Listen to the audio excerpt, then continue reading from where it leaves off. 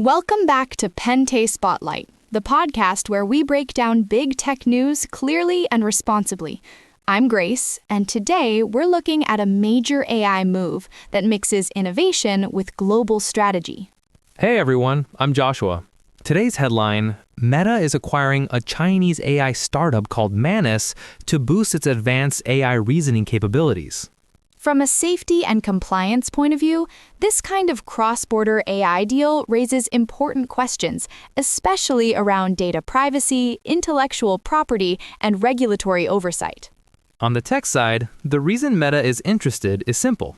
Manus builds AI that can think step by step, not just generate quick answers. That's the kind of intelligence companies want for smarter assistants and automation. Any AI integrated into global products must meet strict standards.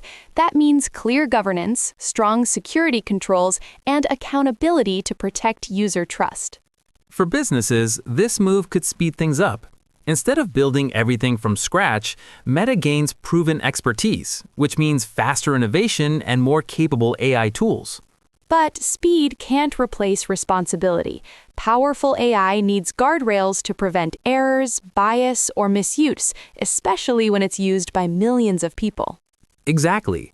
When AI is built carefully, it can simplify work, improve services, and help people make better decisions without needing to understand the tech behind it.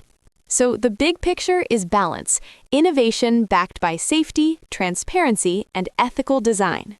That's it for today's Spotlight. Thanks for listening to Pente Spotlight. Don't forget to like, comment, subscribe, and share. See you next time.